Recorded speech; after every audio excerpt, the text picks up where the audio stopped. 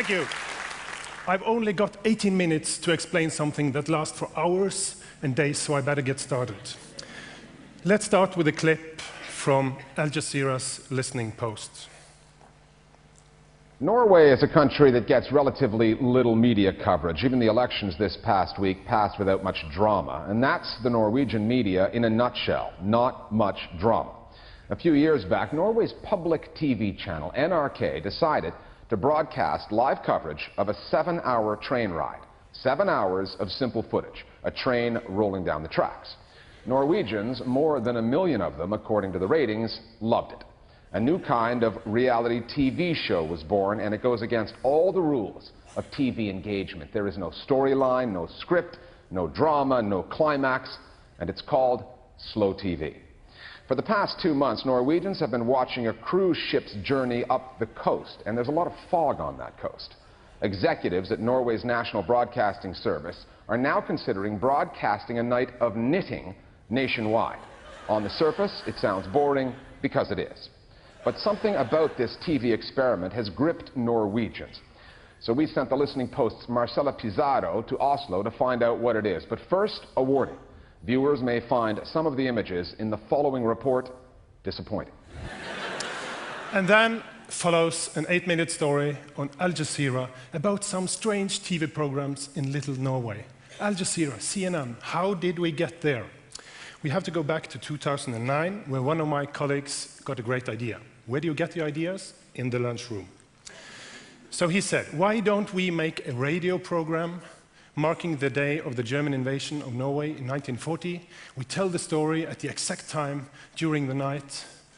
Wow, brilliant idea, except this was just a couple of weeks before the invasion day. So we sat in our lunchroom and discussed, what other stories can you tell as they evolve? What other things takes real long time? So one of us come up with the train. The Bergen Railway had its 100 years anniversary that year, goes from Western Norway to Eastern Norway, and it used exactly the same time as it did 40 years ago, over 7 hours. So we called our commissioning editors in Oslo, and we said, we want to make a documentary about the Bergen Railway, and we want to make it in full length. And the answer was, yes, but how long will the program be? Oh, we said full length. Yes, but we mean the program, and back and forth. Luckily for us, they met us with a laughter, a very, very good laughter. So one bright day in September, we started a program that we thought should be 7 hours and 4 minutes. Actually, it turned out to be 7 hours and 14 minutes during a signal failure at the last station. We had 4 cameras, 3 of them pointing out to the beautiful nature, some talking to the guests, some information. We will arrive at Haugastøl station. And that's about it. But of course also the 160 tunnels gave us the opportunity to some archives. Og så en liten flørt mens maten fordøyes.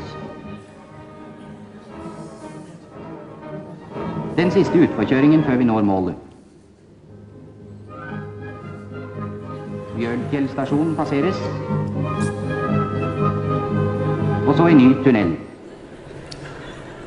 And now we thought, yes, we have a brilliant program. It will fit for the 2,000 train spotters in Norway. Brought on air in November 2009, but no, this was far more attractive. This is the 5th biggest TV channel in Norway on a normal Friday. And if you look at NRK2 over here, look what happened when they put on the Bergen Railway show. 1.2 million Norwegians watched part of this program. And another funny thing, when the host on our main channel, after the Have I Got News for You, she said, and on our second channel, the train has now nearly reached Myrdal station. Thousands of people just jumped on the train on our second channel like this.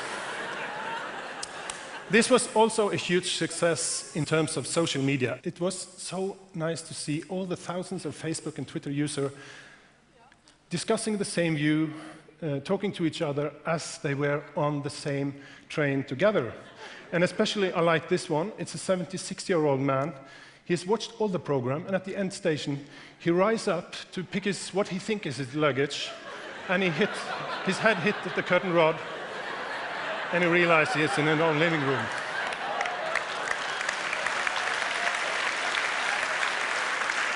So, that's strong and living TV.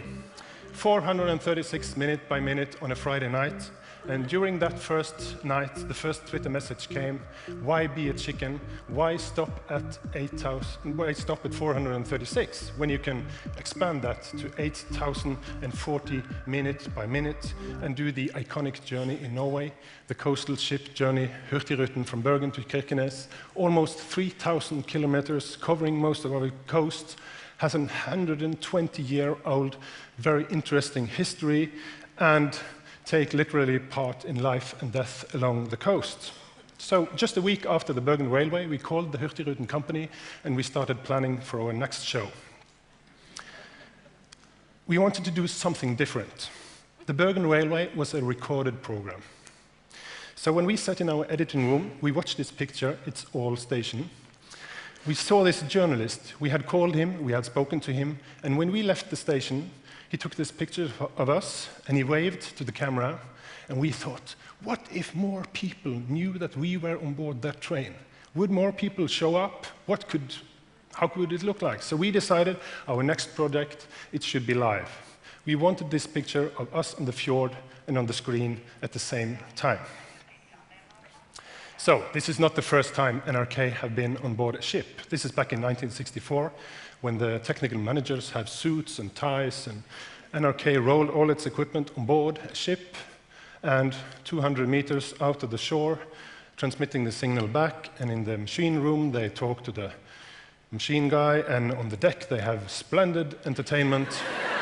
So being on a ship is not the first time. But 5.5 days in a row and live, we wanted some help, and we asked our viewers out there, what do you want to see? What do you want to see? What do you want us to film? How do you want this to look like? Do you want us to make a website? What do you want on it? And we got some answers from you out there, and it helped us a very lot to build the program. So, in June 2011, 23 of us went on board the Hurtigruten coastal ship, and we put off.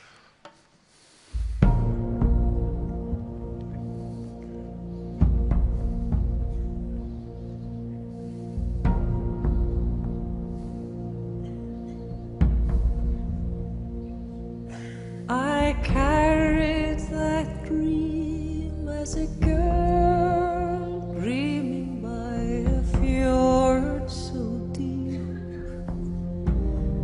that my destiny called from the deck of that great coastal ship.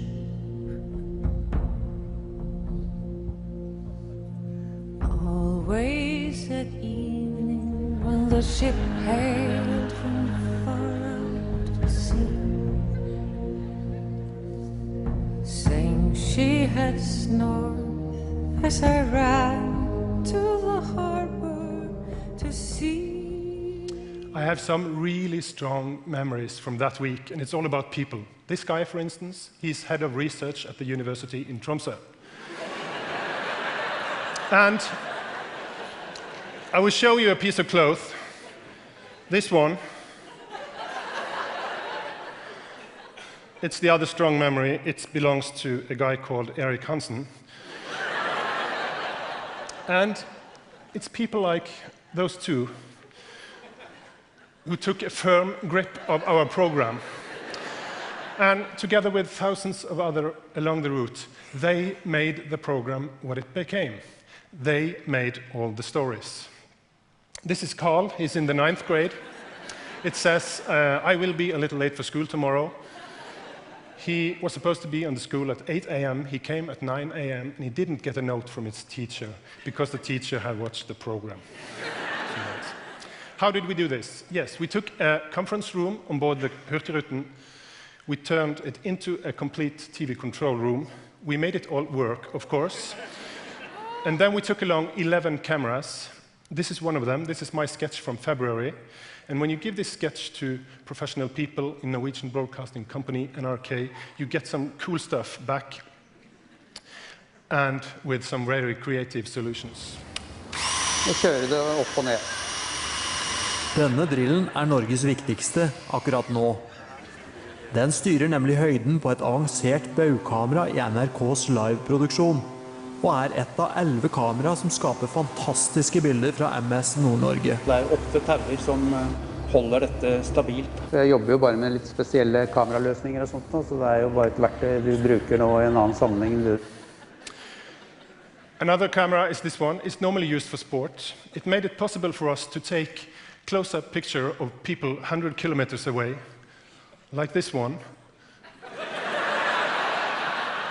People called us and asked, how is this man doing? He's doing fine, everything went well.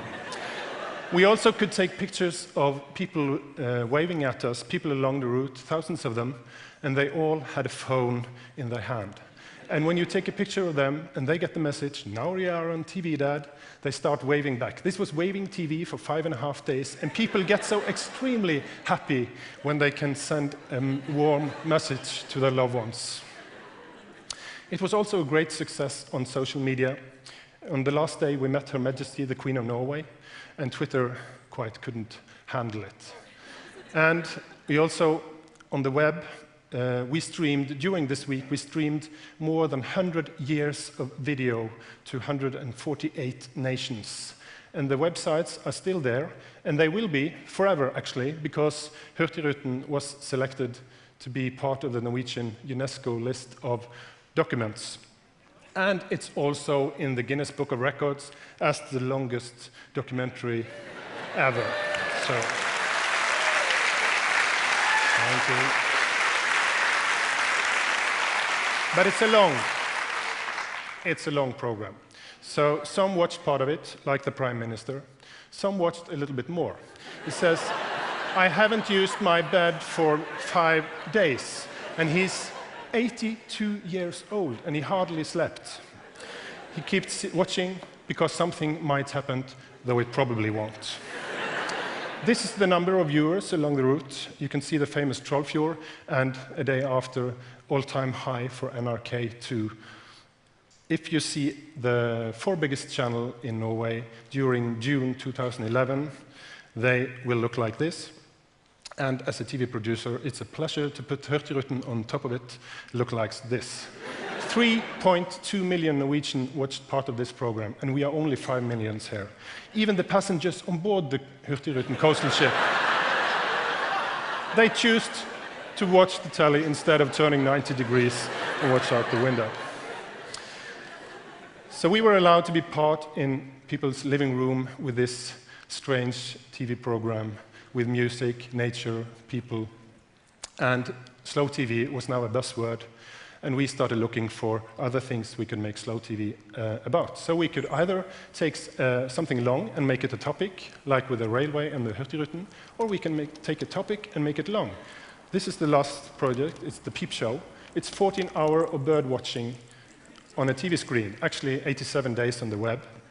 We have made 18 hours of live salmon fishing. It actually took 3 hours before we got the first fish, and that's quite slow. We have made 12 hours of boat ride into the beautiful Telemark Channel, and we have made another train ride with the Northern Railway. And because this we couldn't do live, we did it in 4 seasons just to give the viewer another experience on the way. So, our next project got us some attention outside Norway. This is from the Colbert Report on Comedy Central. I've got my eye on a wildly popular program from Norway called National Firewood Night, which consisted of mostly people in parkas chatting and chopping in the woods, and then 8 hours of a fire burning in a fireplace. It destroyed the other top Norwegian shows like So You Think You Can Watch Paint Dry and The Amazing Glacier Race. And get this, almost 20% of the Norwegian population tuned in. 20%. So, when wood fire and wood chopping can be that interesting, why not knitting? So on our next project, we used more than 8 hours to go live from a sheep to a sweater. And Jimmy Kimmel in the ABC show, he liked that.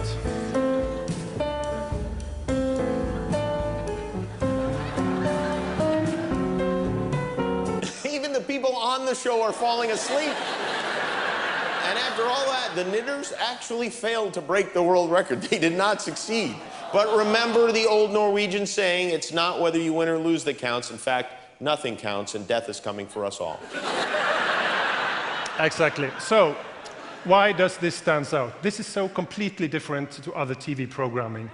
We take the viewer on a journey that happens right now in real time, and the viewer gets the feeling of actually being there, actually being on the train, on the boat, and knitting together with others. And the reason, I think, while they're doing that is because we don't edit the timeline. It's important that we don't edit the timeline. And it's also important that what we make slow TV about is something that we all can relate to, that the viewer can relate to, and that somehow has a root in our culture. This is a picture from last summer when we traveled the coast again for 7 weeks. And of course, this is a lot of planning. This is a lot of logistics. So this is the working plan for 150 people last summer. But more important is what you don't plan. You don't plan what's going to happen. You have to just take your cameras with you. It's like a sports event. You rig them and you see what's happening. So this is actually the whole running order for Hurtigruten. 134 hours, just written 1 page. We didn't know anything more when we left Bergen. So you have to let the viewer make the stories themselves. And I give you an example of that. This is from last summer. And as a TV producer, it's a nice picture, but now you can, okay, cut to the next one. But this is slow TV, so you have to keep this picture until it really starts hurting your stomach. And then you keep it a little bit longer. And when you keep it that long, I'm sure some of you now have noticed the cow. Some of you have seen the flag. Some of you start wondering, is the farmer at home? Has he left? Are you watching the cow? And where is that cow going? So my point is, the longer you keep a picture like this, and we kept it for 10 minutes, you start making the stories in your own head. That's slow TV. So, we think that slow TV is one nice way of telling a TV story, and we think that we can continue doing it, not too often, once or twice a year, so we keep the feeling of event. And we also think that the good slow TV idea, that's the idea when people say, oh no, you can't put that on TV. When people smile, it might be a very good slow idea. So, after all, life is best when it's a bit strange. Thank you.